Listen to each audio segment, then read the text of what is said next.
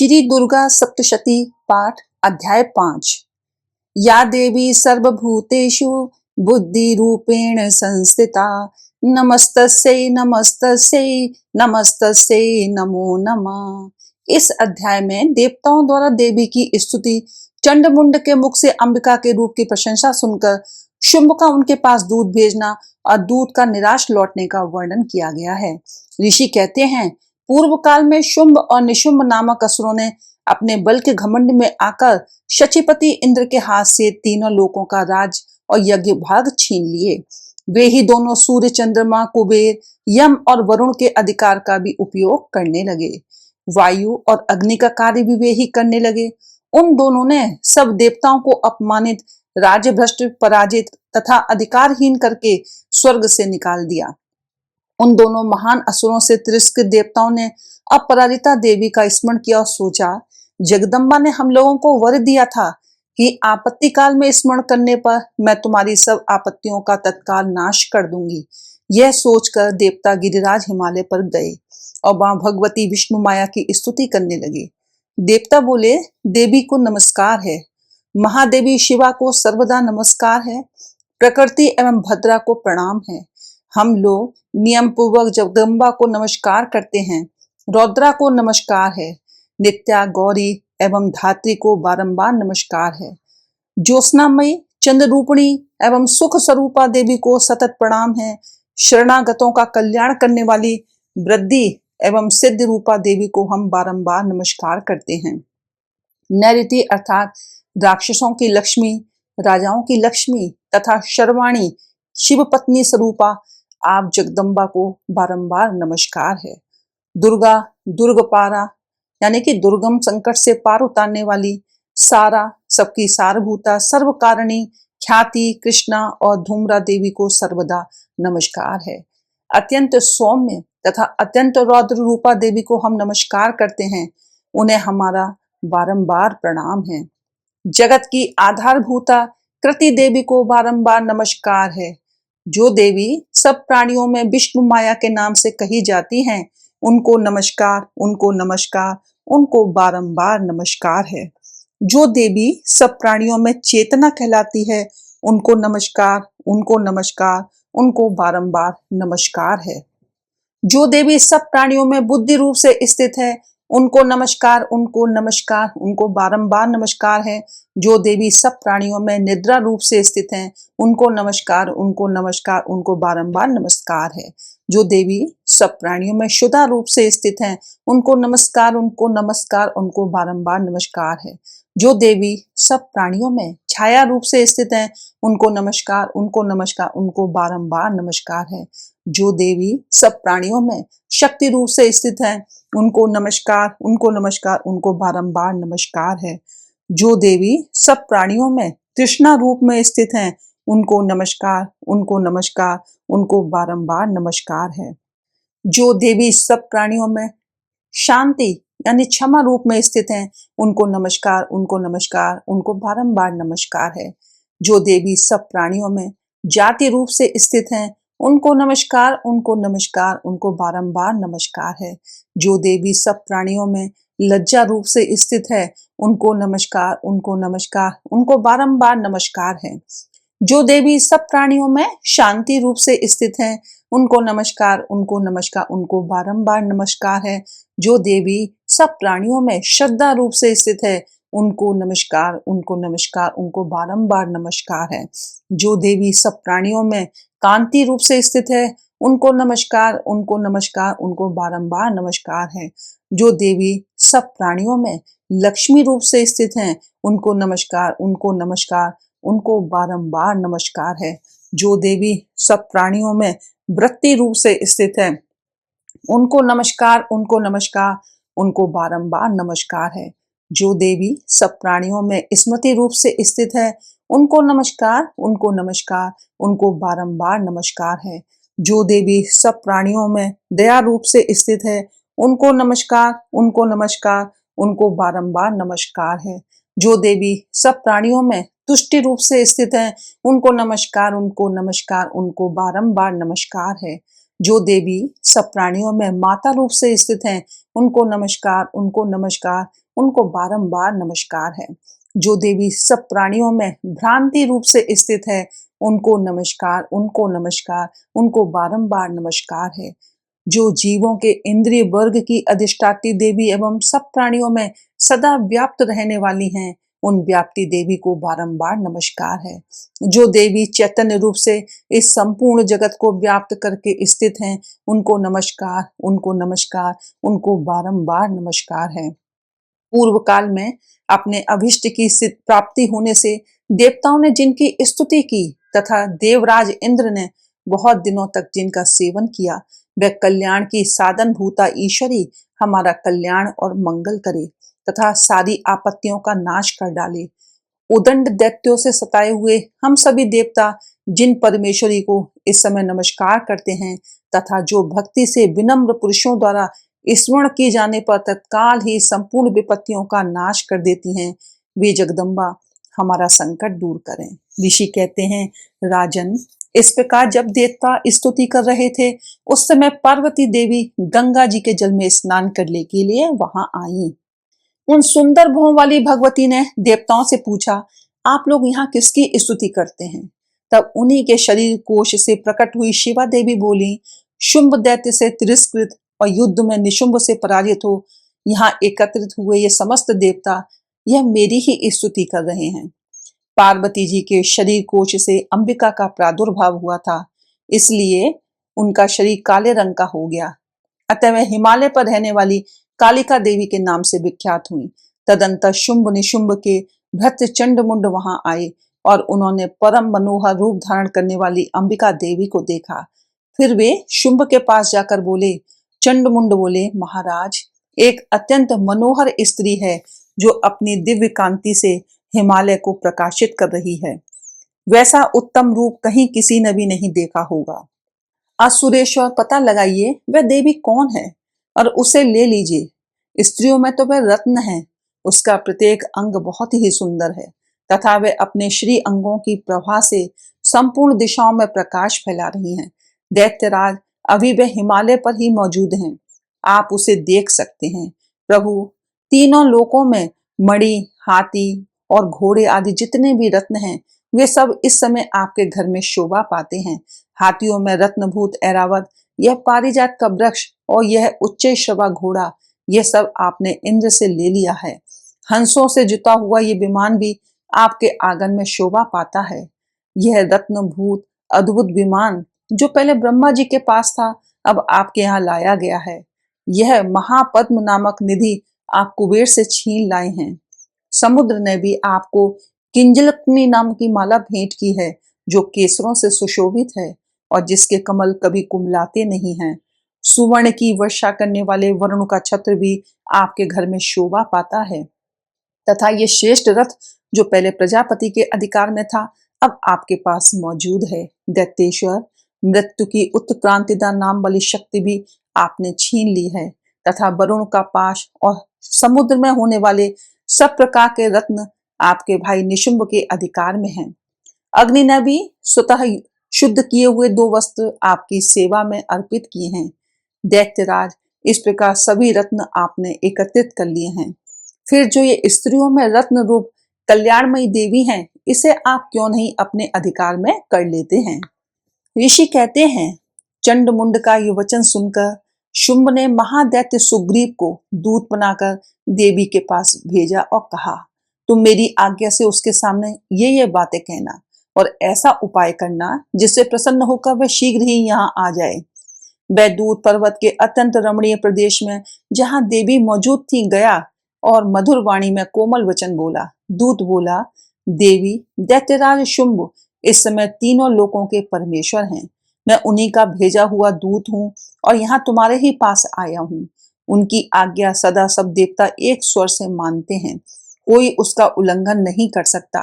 वे संपूर्ण देवताओं को परास्त कर चुके हैं। उन्होंने तुम्हारे लिए जो संदेश दिया है उसे सुनो। शुंभ ने कहलवाया है, संपूर्ण त्रिलोकी मेरे अधिकार में है।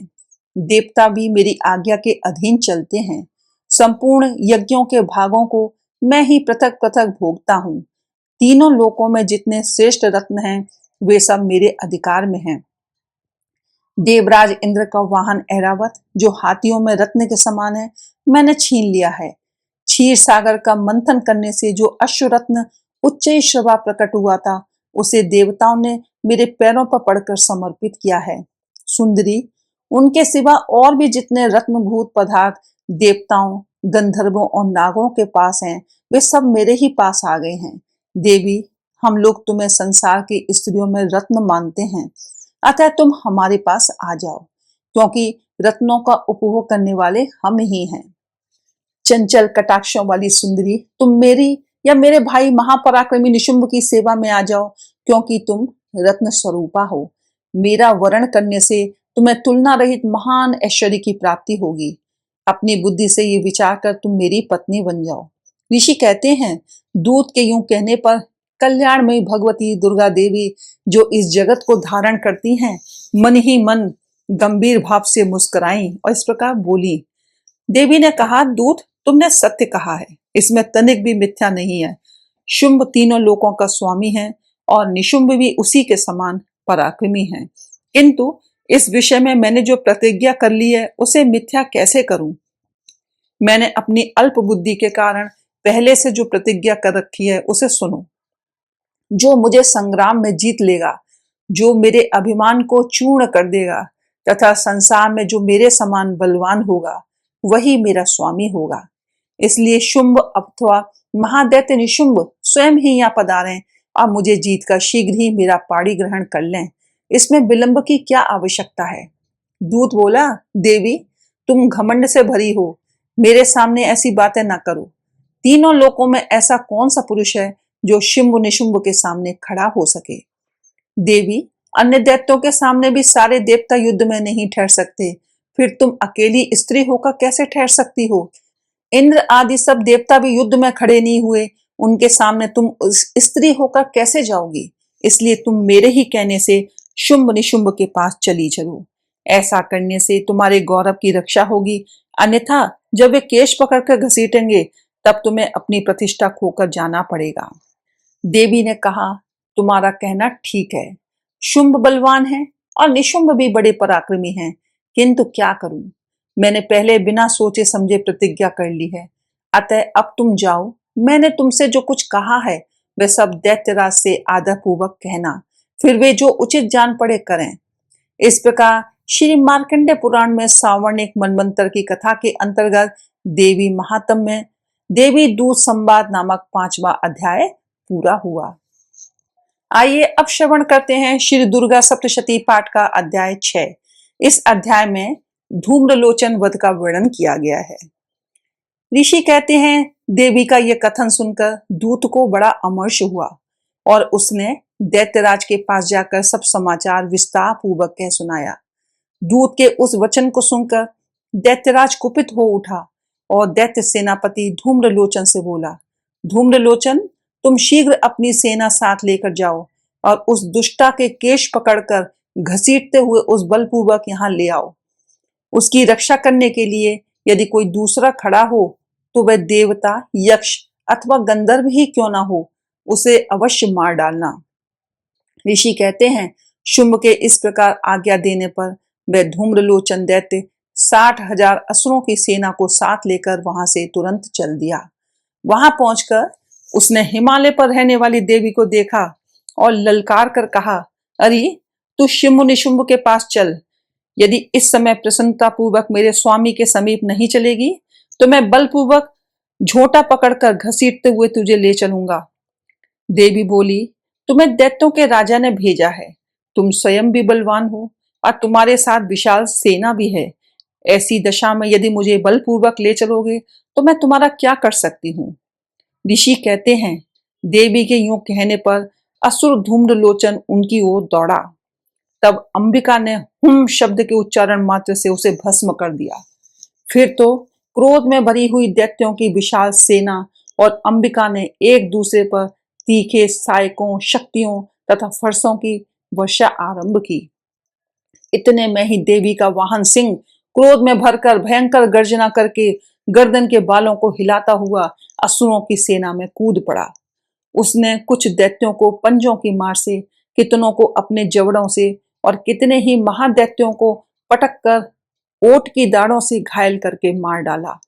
उस सिंह ने अपने नखों से कितनों के पेट फाड़ डाले और थप्पड़ मारकर कितनों के सिर धड़ से अलग कर दिए, कितनों की भुजाएं और मस्तक काट डाले तथा अपनी गर्दन के बाल हिलाते हुए उसने दूसरे दैत्यों के पेट फाड़कर उनका रक्त चूस लिया। अत्यंत क्रोध में भरे हुए देवी के वाहन उस महाबली सिंह ने क्षण भर में ही असुरों की सारी सेना का संहार कर डाला। शुंभ ने जब ये सुना कि देवी ने धूम्रलोचन असुर को मार डाला तथा उसके सिंह ने भारी सेना का सफाया कर डाला, तब उस दैत्यराज को बड़ा क्रोध हुआ। उसका ऊंट कांपने लगा। उसने चंड और मुंड नामक दो महादैत्यों को आज्ञा दी, हे चंड और हे मुंड, तुम लोग बहुत बड़ी सेना लेकर वहां जाओ और उस देवी के झोटी पकड़कर अथवा उसे बांधकर शीघ्र यहां लेकर आओ। यदि इस प्रकार उसको लाने में संदेह हो तो युद्ध में सब प्रकार के अस्त्र शस्त्रों तथा समस्त आसुरी सेना का प्रयोग करके उसकी हत्या कर डालना। उस दुष्टा की हत्या होने तथा सिंह के भी मारे जाने पर उस अंबिका को बांधकर साथ ले शीघ्र ही लौट आना। इस प्रकार श्री मार्कंडे पुराण में सावर्णिक मनवंतर की कथा के अंतर्गत देवी महात्म्य में धूम्रलोचन वध नामक छठा अध्याय पूरा हुआ। अब आइए श्रवण करते हैं श्री दुर्गा सप्तशती पाठ का अध्याय 7। इस अध्याय में चंड और मुंड के वध का वर्णन किया गया है। ऋषि कहते हैं, तदंतर शुंभ की आज्ञा पाकर वे चंड मुंड आदि दैत्य चतुरंगणी सेना के साथ अस्त्र शस्त्रों से सुसज्जित हो चल दिए। फिर गिरिराज हिमालय के सुवर्ण में ऊंचे शिखर पर पहुंचकर उन्होंने सिंह पर बैठी देवी को देखा। वे मंद मंद मुस्कुरा रही थी। उन्हें देखकर दैत्य लोग तत्परता से पकड़ने का उद्योग करने लगे। किसी ने धनुष तान लिया तो किसी ने तलवार संभाली और कुछ लोग देवी के पास आकर खड़े हो गए। तब अंबिका ने उन शत्रुओं के प्रति बड़ा क्रोध किया। उस समय क्रोध के कारण उनका मुख काला पड़ गया, ललाट में भौहें टेढ़ी हो गई और वहां से तुरंत विकराल मुखी काली प्रकट हुई, जो तलवार और पाश लिए हुए थी।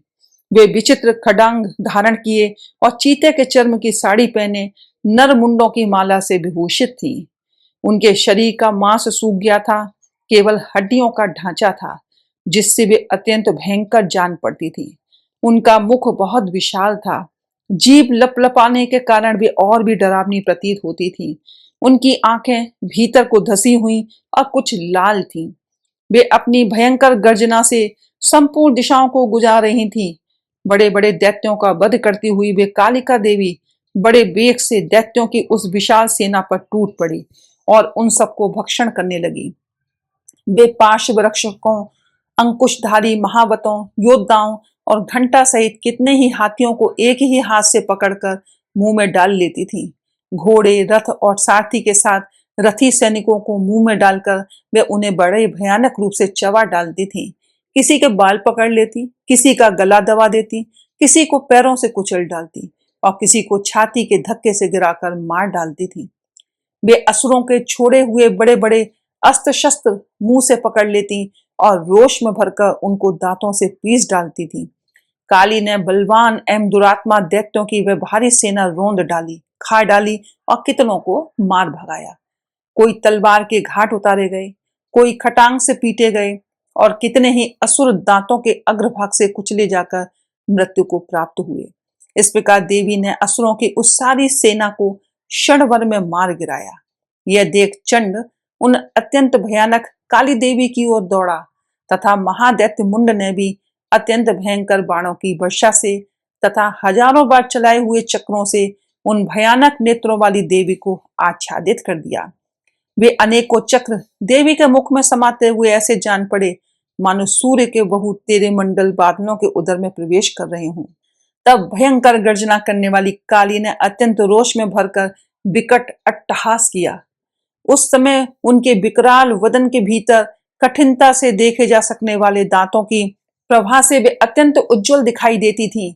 देवी ने बहुत बड़ी तलवार हाथ में ले हूं का उच्चारण करके चंड पर धावा किया और उसके केश पकड़कर उसी तलवार से उसका मस्तक काट डाला। चंड को मारा गया देखकर मुंड भी देवी की ओर दौड़ा तब देवी ने रोष में भरकर उसे भी तलवार से घायल करके धरती पर सुला दिया। महापराक्रमी चंड और मुंड को मारा गया देख मरने से बची हुई बाकी सेना भय से व्याकुल हो चारों ओर भाग गई। तदंतर काली ने चंड और मुंड का मस्तक हाथ में ले चंडिका के पास जाकर प्रचंड अट्टहास करते हुए कहा, देवी, मैंने चंड और मुंड नामक इन दो महापशुओं को तुम्हें भेंट किया है। अब युद्ध यज्ञ में तुम शुंभ और निशुंभ का स्वयं ही वध करना। ऋषि कहते हैं, वहां लाए हुए उन चंड मुंड नामक महादैत्यों को देखकर कल्याण में चंडी ने काली से मधुर वाणी में कहा, देवी, तुम चंड और मुंड को मेरे पास लेकर आई हो, इसलिए संसार में चामुंडा के नाम से तुम्हारी ख्याति होगी। इस प्रकार श्री मार्कंडेय पुराण में सावर्णिक मनवंतर की कथा के अंतर्गत देवी महात्म्य में चंड मुंड वध नामक 7वां अध्याय पूर्ण हुआ। अब आइए श्रवण करते हैं श्री दुर्गा सप्तशती पाठ का अध्याय 8। महर्षि मेधा ने कहा, चंड और मुंड नामक असुरों के मारे जाने से और बहुत सी सेना के नष्ट हो जाने से असुरों के राजा प्रतापी शंभु ने क्रोध युक्त होकर अपनी संपूर्ण सेना को युद्ध के लिए तैयार होने की आज्ञा दी। उसने कहा, अब उदायुध नामक 86 असुर सेनापति अपनी सेनाओं के साथ युद्ध के लिए जाएं और कंबू नामक 84 सेनापति भी युद्ध के लिए जाएं। इसके अलावा कोटिवीर नामक 50 सेनापति और धौम्रकुल नाम के 100 सेनापति प्रस्थान करें। कालक, दोहर्द, मौर्य और काल के ये दैत्य भी मेरी आज्ञा से सचकर युद्ध के लिए कूच करें। भयानक शासन करने वाले असुरों का स्वामी शुंभ इस प्रकार आज्ञा देकर बहुत बड़ी सेना के साथ युद्ध के लिए चला। उसकी सेना को अपनी ओर आता देखकर चंडिका ने अपनी धनुष की टंकार से पृथ्वी और आकाश के बीच का भाग गुजा उठा दिया। हे राजन, इसके पश्चात देवी के सिंह ने दहाड़ना आरंभ कर दिया और अंबिका के घंटे के शब्दों ने उस ध्वनि को और भी बढ़ा दिया। धनुष की टंकार, शेर की दहाड़ और घंटे के शब्द से पृथ्वी और आकाश के बीच का भाग गूंज उठा और इसके साथ ही देवी ने अपने मुख को और भी भयानक बना लिया। ऐसे भयंकर शब्द को सुनकर राक्षसी सेना ने देवी तथा सिंह को चारों ओर से घेर लिया।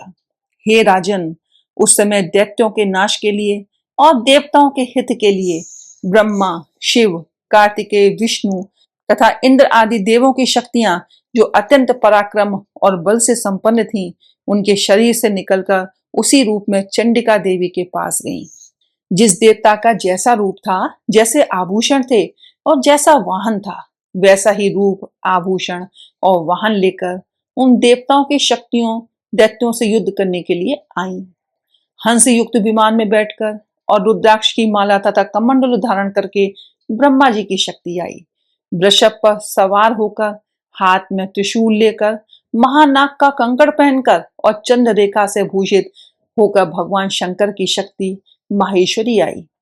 मोर पर आरूढ़ होकर हाथ में शक्ति दैत्यों से युद्ध करने के लिए कार्तिक जी की शक्ति उन्हीं का रूप धारण करके आई। भगवान विष्णु की शक्ति गरुड़ पर सवार होकर शंख, चक्र, श्रांग, गदा, धनुष तथा खंग हाथ में लिए हुए आई। श्री हरि की शक्ति वाराही वाराह का शरीर धारण करके आई और नरसिंह के समान शरीर धारण करके उनकी शक्ति नारसिंगी भी आई। उसके गर्दन के झटकों से आकाश के तारे टूट पड़ते थे। इसी प्रकार देवराज इंद्र की शक्ति ऐन्द्री भी ऐरावत के ऊपर सवार होकर आई। पश्चात इन देवी शक्तियों से घिरे हुए भगवान शंकर ने चंडिका से कहा, मेरी प्रसन्नता के लिए तुम शीघ्र ही इन असुरों को मारो।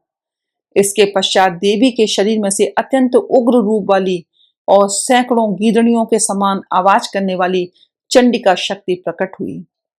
उस अपराजिता देवी ने धूमिल जटा वाले भगवान श्री शंकर जी से कहा, हे प्रभु, आप मेरी ओर से दूत बनकर शुंभ और निशुंभ के पास जाइए और अत्यंत गर्वीले दैत्यों से कहिए तथा उनके अतिरिक्त और भी जो दैत्य वहां युद्ध के लिए उपस्थित हों, उनसे भी कहिए, जो तुम्हें अपने जीवित रहने की इच्छा हो तो त्रिलोकी का राज इंद्र को दे दो। देवताओं को उनका यज्ञ भाग मिलना आरंभ हो जाए और तुम पाताल को लौट जाओ। किंतु यदि बल के गर्व से तुम्हारी लड़ने की इच्छा हो तो फिर आ जाओ। तुम्हारे मांस से मेरी योगिनियां तृप्त होंगी। चूंकि उस देवी ने भगवान शंकर को दूत के कार्य में नियुक्त किया था, इसलिए वे संसार में शिव दूती के नाम से विख्यात हुई। भगवान शंकर से देवी का संदेश पाकर उन दैत्यों के क्रोध का कोई आर पार न रहा और वह जिस स्थान पर देवी विराजमान थी वहां पहुंचे और जाने के साथ ही उस पर बाणों और शक्तियों की वर्षा करने लगे। देवी ने उनके फेंके हुए बाणों, शक्तियों, त्रिशूल और फरसों को अपने बाणों से काट डाला।